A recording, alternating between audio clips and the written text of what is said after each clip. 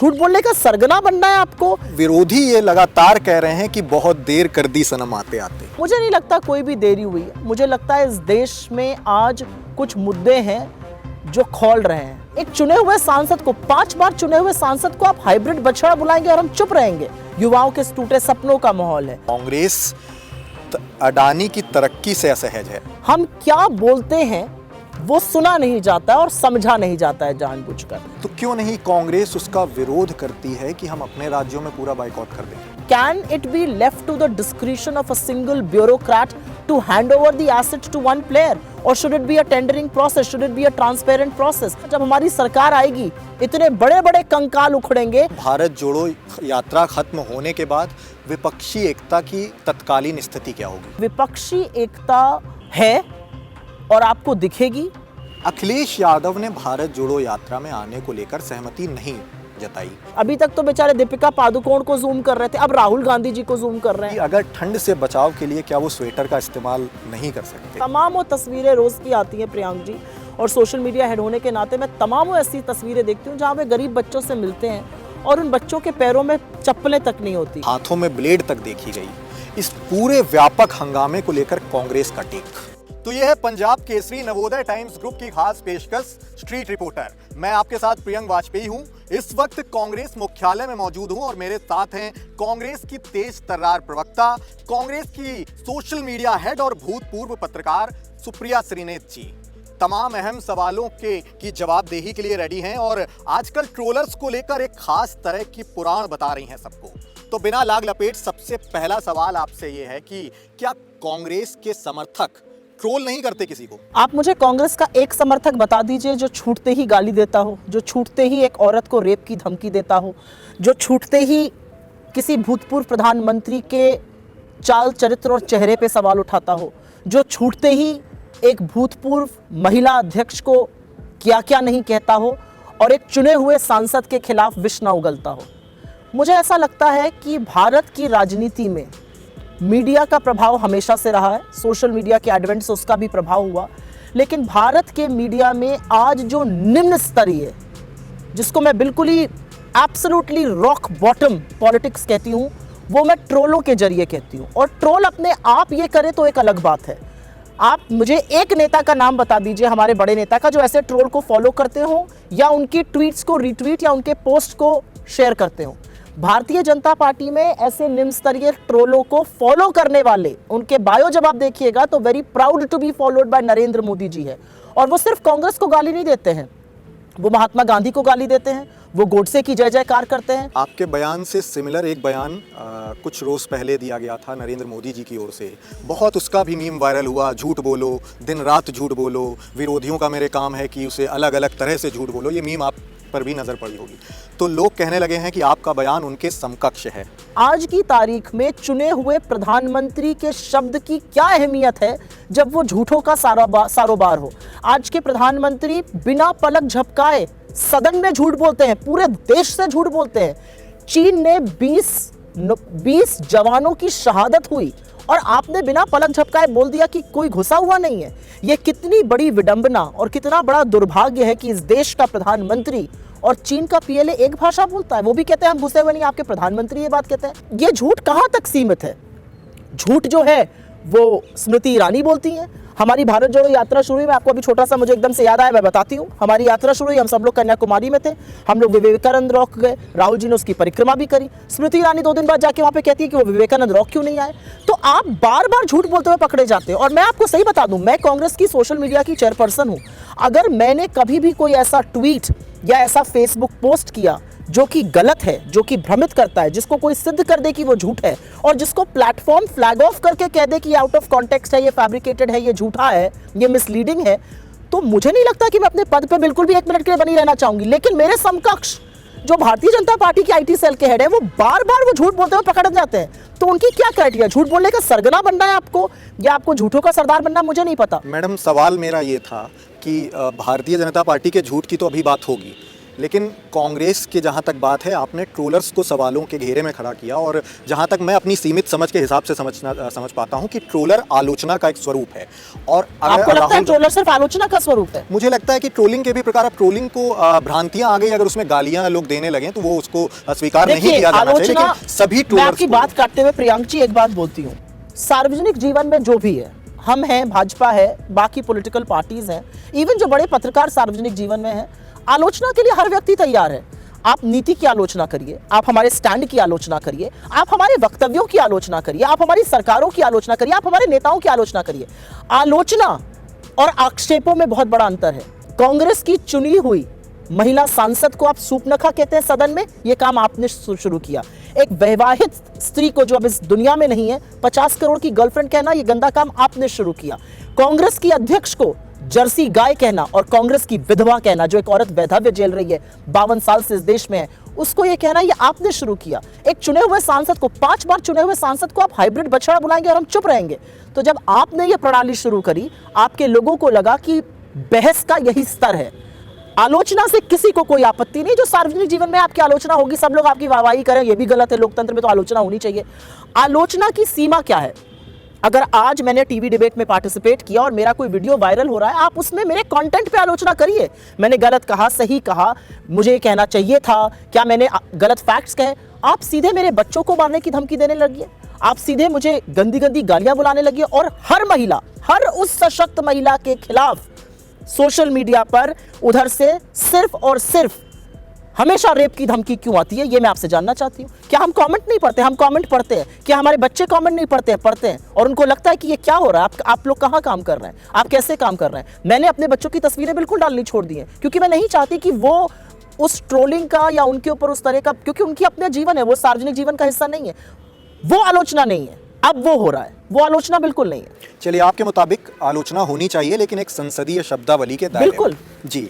अगला सवाल मेरा ये है कि भारत जोड़ो यात्रा ने कांग्रेस पार्टी को नई ऊर्जा दी है। इस साल 10 राज्यों में विधानसभा चुनाव हैं। अगले साल 2024 के लोकसभा चुनाव में जोर शोर से कांग्रेस उतरने का दावा कर रही है। आप इन दोनों चुनावों में अलग अलग कांग्रेस को किस स्थिति में देखती हैं इस वक्त? देखिए, चुनाव से पहले जो देश की स्थिति है, 30 सेकंड उस पर बात कर ली जाए। आज भारत किस चीज से जूझ रहा है? आप लाख इवेंट मैनेजमेंट करिए, आप लाख आंख में धूल झोंकने का काम करिए, आप लाख भूरे जमीन को हरा रंग दिखाकर जो मध्य प्रदेश में G20 के लिए किया जा रहा करिए, या आप लाख तिरंगे को फुटपाथ पर पेंट कर दीजिए जो गलत है, वो सब करिए आप। लेकिन आज क्या किसी से यह छुपा है कि देश में बेरोजगारी चरम सीमा पर है?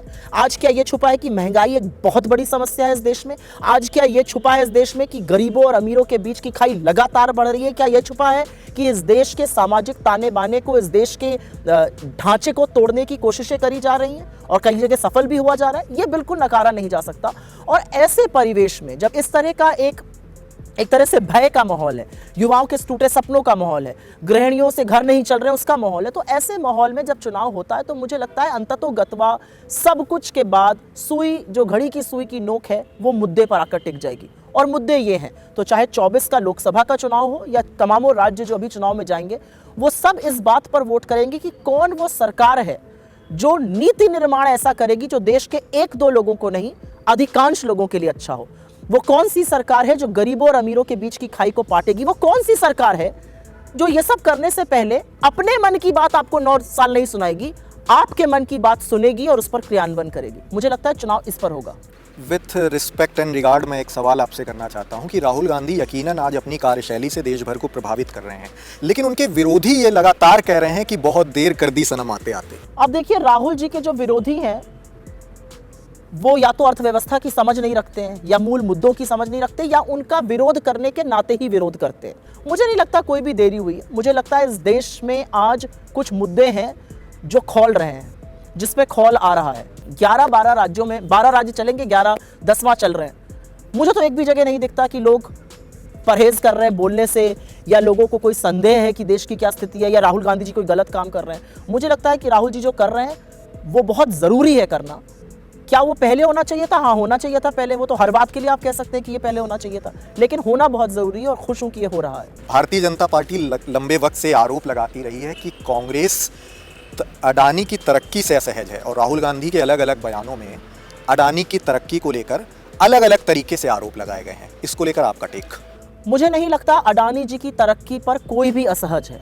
मुझे नहीं लगता कि हमारी सरकार, हमारे नेता इंडस्ट्री को, कॉर्पोरेट्स को, बिजनेस हाउसेस को या प्रॉफिट या मुनाफे को गलत शब्द मानते हैं। Profit is not a bad word, Indian industry is not a bad word, corporates are not all goons, absolutely not. Please understand one thing, 1947 के बाद इस देश में इंडस्ट्रियलाइजेशन की नींव रखने वाली कांग्रेस की सरकार थी। 1991 में जो इकोनॉमिक लिबरलाइजेशन हुआ और उसके चलते जो बढ़त हुई इंडियन जीडीपी की, इंडियन इकोनॉमी की, इंडियन कॉर्पोरेट्स की, प्राइवेट सेक्टर की, सेक्टर आफ्टर सेक्टर, उसकी नींव कांग्रेस पार्टी ने रखी। हम क्या बोलते हैं वो सुना नहीं जाता है और समझा नहीं जाता है जानबूझकर। मैं आपको एक बात बताती हूँ, हिंदुस्तान में जब मैं पत्रकार थी, जब हम लोग थोड़े जूनियर होते थे, 14-15 टेलीकॉम सर्विसेज होती थी और एक कंज्यूमर को ये फ्रीडम होता था कि वो किसी के पास भी जा सकता था और क्योंकि इतना कंपटीशन था तो रेट्स वगैरह जो थे वो कंपेटिटिव होते थे।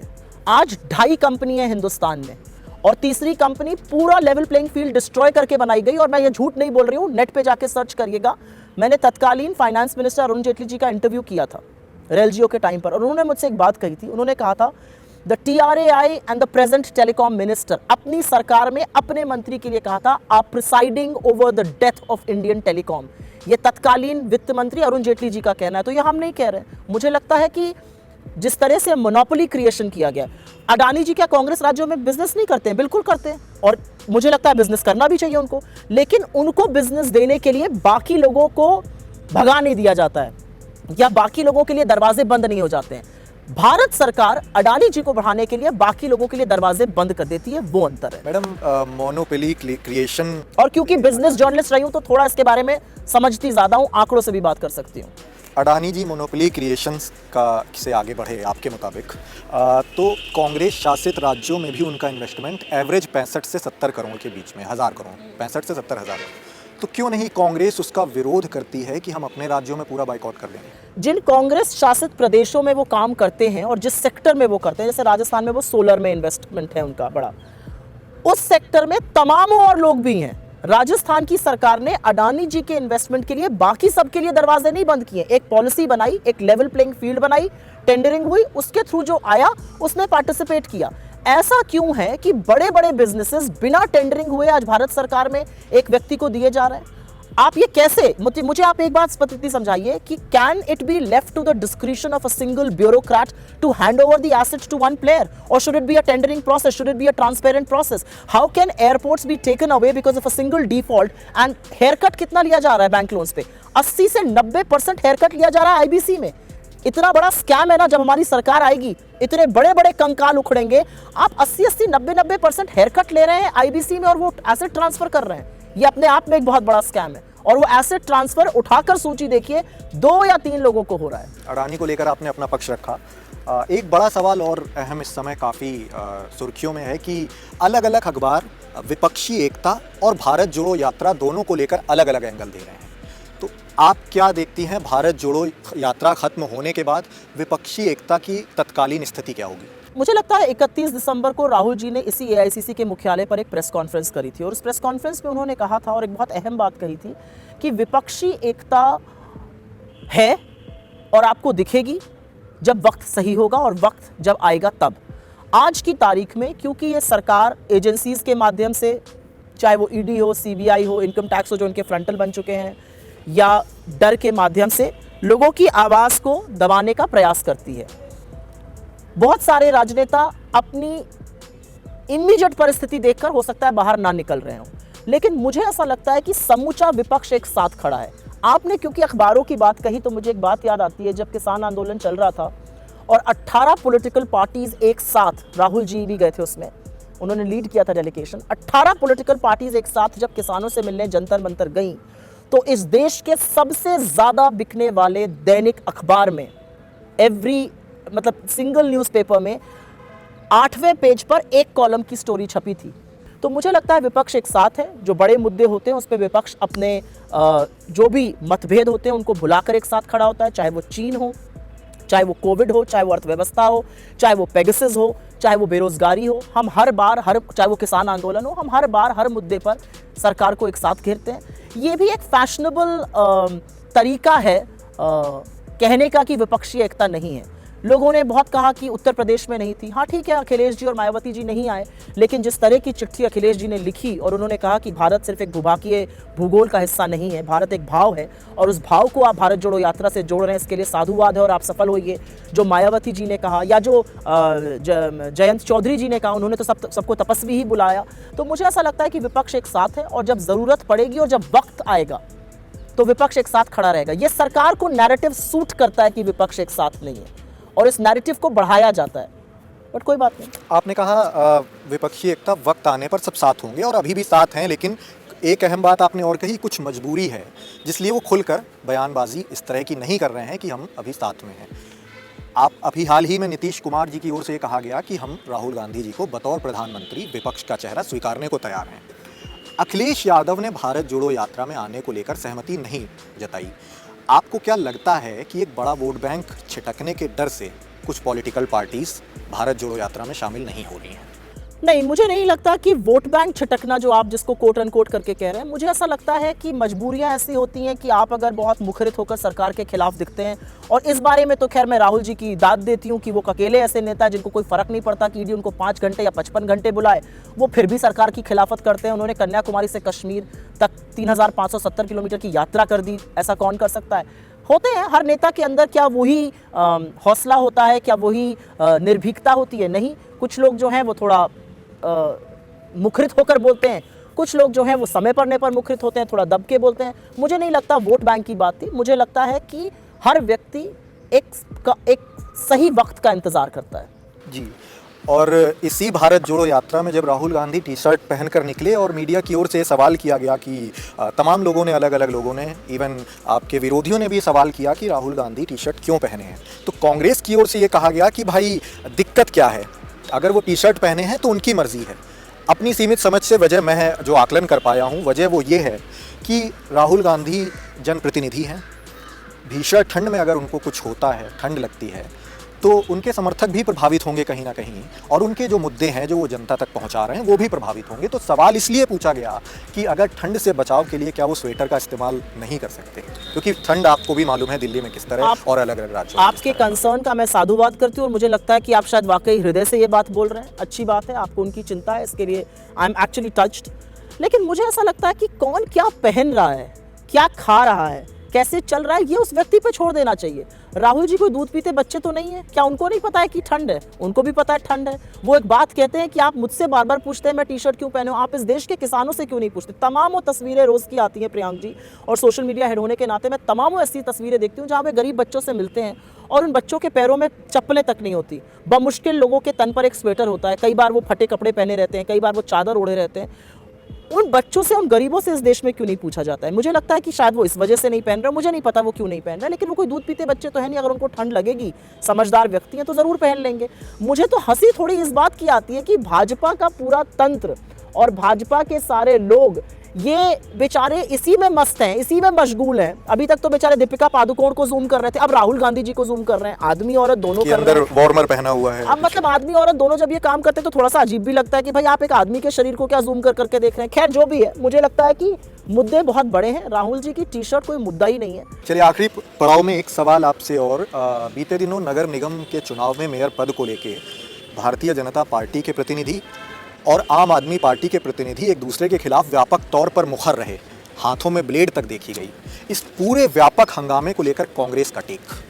मुझे ऐसा लगता है कि सार्वजनिक जीवन में हिंसा और जिस ब्लेड का आपने नाम लिया उसकी लेश मात्र भी जगह नहीं है। और अगर आप इस तरह के काम करते हैं, चाहे आप भारतीय जनता पार्टी के हों या आम आदमी पार्टी के हों, आप राजनीति को किस स्तर पे ले जा रहे हैं? आपको लोगों ने वोट देकर जिताया या हराया है, उन वोट का तो सम्मान करिए, आप उनके मताधिकार का तो सम्मान करिए। मेयर बनना होगा, कैसे बनना होगा ये अलग बात है, लेकिन कुर्सियां चल रही हैं, गंदी गंदी गालियां दी जा रही हैं, ब्लेड और चाकू चल रहे हैं। ऐसी राजनीति और ये राजनीति का जो गंदा चेहरा भारतीय जनता पार्टी और आम आदमी पार्टी ला रही है, ये लोगों को खुद देखना चाहिए, लोगों की आंखें खुलनी चाहिए, कैसे लोगों को जिता कर भेज रहे हैं। जी, और आखिर में पंजाब केसरी नवोदय टाइम्स ग्रुप के दर्शकों को अगर आप कुछ संदेश देना चाहें? मैं दर्शकों से सिर्फ ये कहना चाहती हूँ कि आंख कान खोलकर, दिमाग को बिना गिरवी रखे हुए पत्रकारों की बातों को सुनिए, समझिए और ये जरूर देखिए कि कौन क्या किस आशय से बोल रहा है, मुद्दे इस देश में बेरोजगारी है, महंगाई है, बढ़ती हुई गरीबी है, ढहती हुई अर्थव्यवस्था है, महिलाओं के खिलाफ अत्याचार है, उस पर चर्चा होनी चाहिए। और अगर चर्चा कहीं और हो रही है तो ये ध्यान भटकाने मुद्दों के अलावा और कुछ नहीं है। मैं आप सबको नववर्ष की शुभकामनाएं देती हूँ और ईश्वर से प्रार्थना करती हूँ कि महामारी अब हमारे पीछे है और आप सब लोग स्वस्थ और सफल बने। जी बहुत शुक्रिया। तो ये थी कांग्रेस की तेज तर्रार प्रवक्ता सुप्रिया श्रीनेत जी। तमाम अहम और ज्वलंत सवालों का बेबाकी के साथ जवाब दिया। हमारी शुभकामनाएं उनकी उन सभी योजनाओं को है जो जनसाधारण के हित में है। मैं प्रियंक वाजपेयी, कैमरे के पीछे विनोद और विवेक। शुक्रिया, नमस्कार।